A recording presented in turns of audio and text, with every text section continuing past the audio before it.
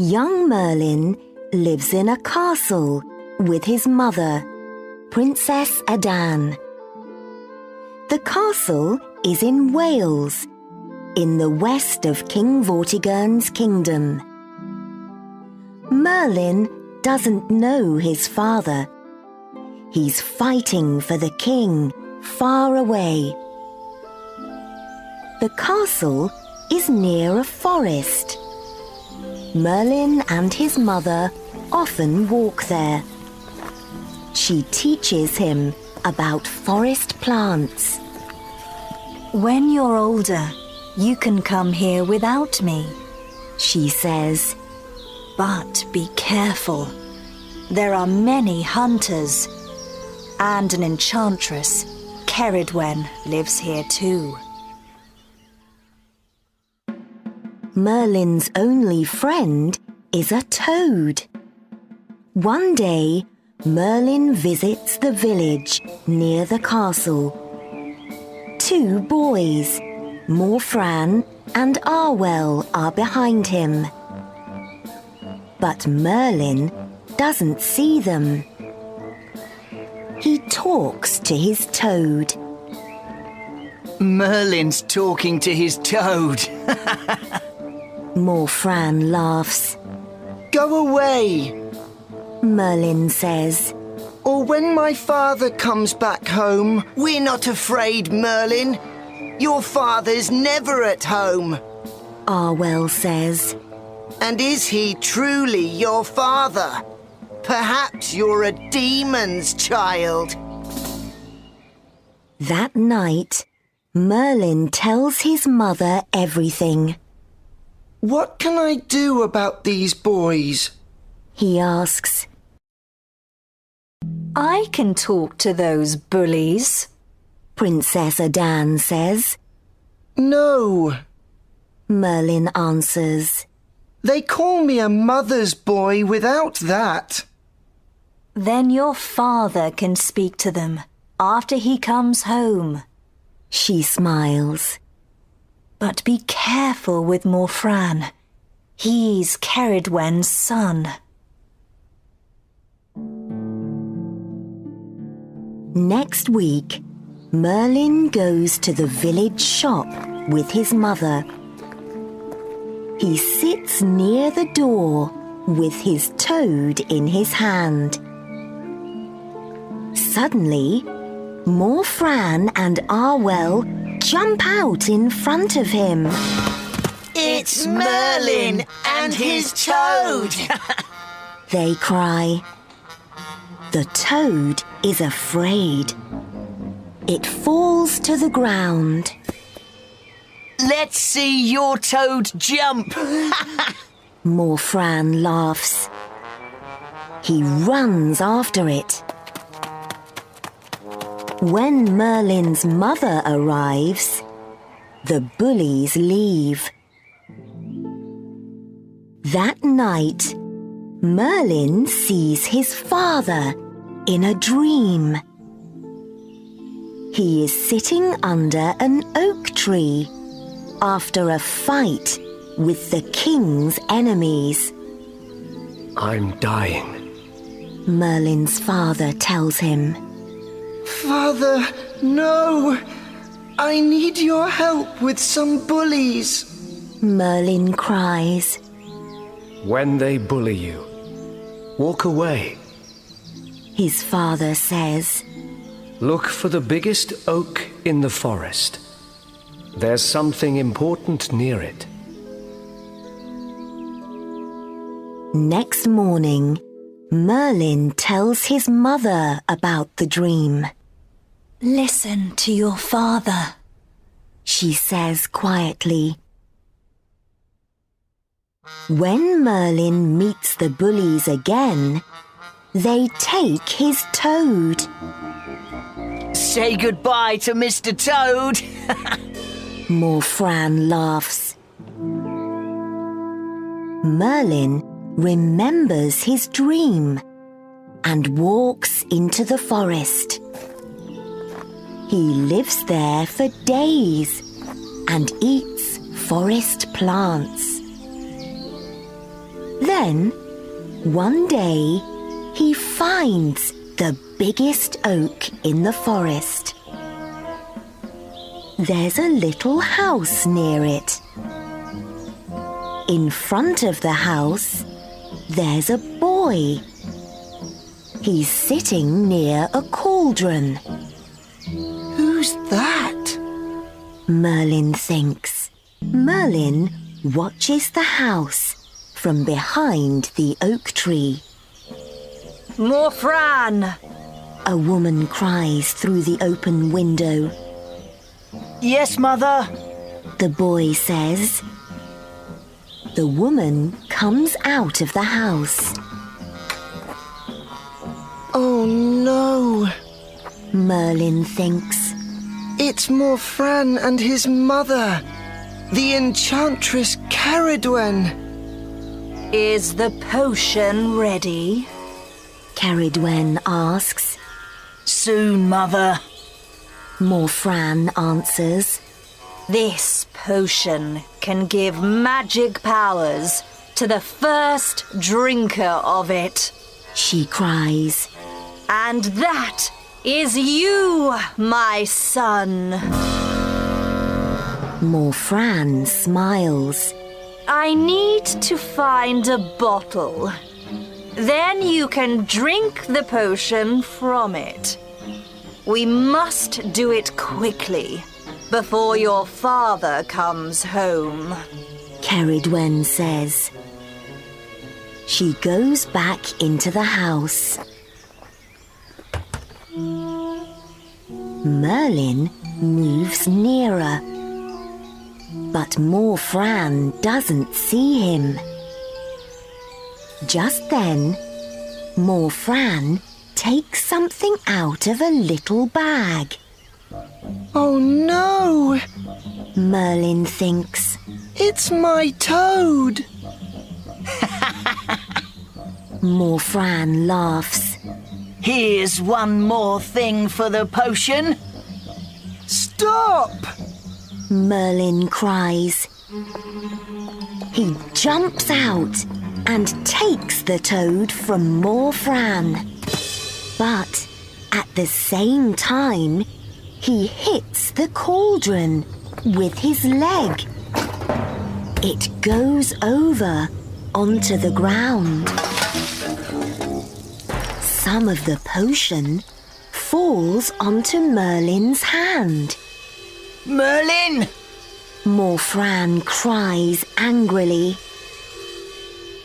Merlin smiles. He moves his hand up to his mouth. Wait! Morfran cries. Don't drink that! But Merlin quickly puts the potion in his mouth. Suddenly, a magic white light comes from Merlin's head. Just then, Caradwen comes out of the house with a bottle in her hand. She sees and understands everything. She looks angrily at Merlin. You must die for that. She cries. Come here, boy. The enchantress cries. I need to run. Merlin thinks. In his head, he sees a hare. Then, suddenly, he is a hare. Aha! He thinks. So now I can change into different animals. Merlin runs away into the forest. I can easily run faster than Caradwen now. He thinks. But when he looks behind him, he sees a big dog. It is running after him, and its angry mouth is open. Oh Oh no! He thinks. Ceridwen can change into different animals too. Merlin moves quickly through the trees. But he can hear Ceridwen behind him. She is coming nearer. Just then, he arrives at a lake. I need to be a fish. He thinks. Suddenly, he's a long, dark fish. He moves fast through the cold water of the lake. I'm all right now. He thinks. But when he looks back, an otter is coming through the water behind him. Ceridwen's an otter now. He thinks. So he changes into a little bird and goes far up into the sky. But soon he hears an angry cry behind him. Now a big eagle is coming after him. Ceridwen again. Merlin thinks. He moves here and there in the sky. But he can't lose the eagle. Just then, Merlin sees a hunter far down in the forest. And there's a sudden noise. Whoosh! An arrow hits Ceridwen. She falls to the ground near her house. Morfran runs to her dead body. Merlin, you demon! He cries angrily. One day, you must die for this! After some years, Princess Adan, Merlin's mother, moves away to a convent. But Merlin stays in his father's castle.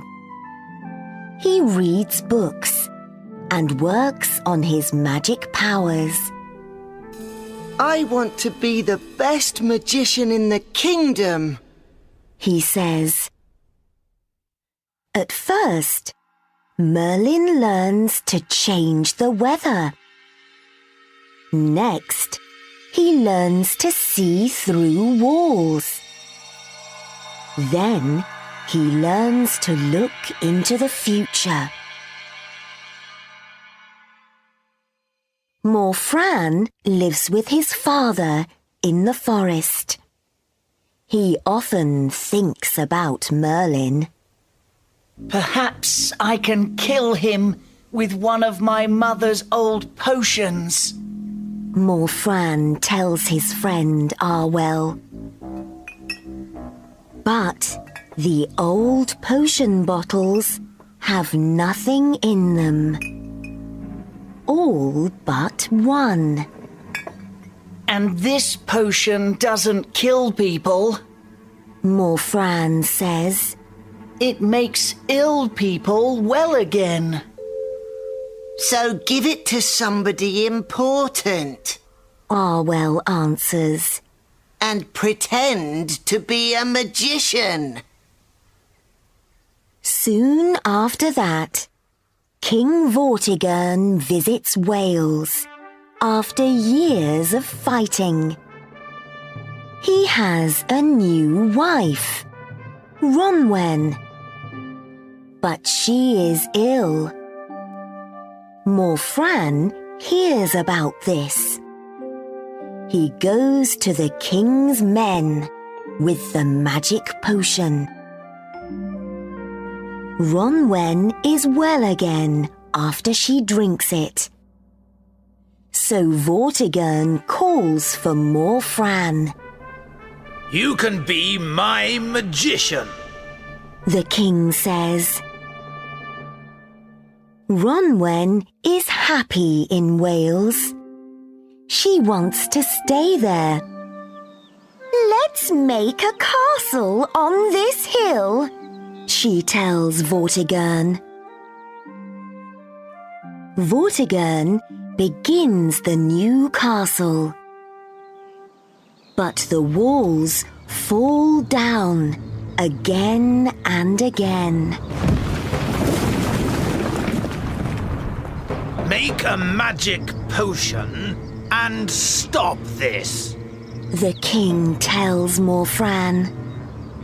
I need the blood of a boy without a father for that. Morfran answers. Now, the son of a demon lives near here. Give me some men, and I can bring him to you.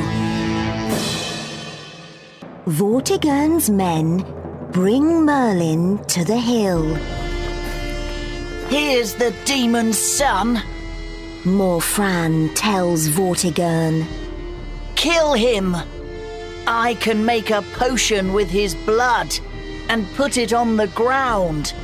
Then you can finish your castle. Morfran's my enemy, and he's wrong. Merlin cries. There are 2 dragons under the hill. I can see them through the ground. Dragons? Vortigern asks. Yes, Merlin cries. a red dragon and a white dragon. When they fight, the walls fall down. The dragons hear Merlin's cries, and they come up angrily through the ground. They are fighting and breathing fire and smoke. I can stop them. Morfran says. He pretends to do some magic, but he is not a true magician. The dragons breathe fire on Morfran and kill him. Ah! Merlin quickly changes the weather. Suddenly, there's a wall of rain in front of the dragons. They move up into the sky. When the rain goes, the dragons are far away.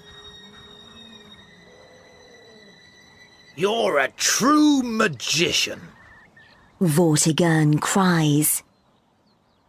He finishes his castle and calls for Merlin. Tell me about the future. The king says. Merlin closes his eyes. You, Vortigern, die without any children. He answers. Dark years of fighting come after that. Then I see a sword with magic light in it. A king with a wonderful castle and his beautiful wife. I'm that king's magician. Be my magician. Vortigern cries. No, Merlin answers.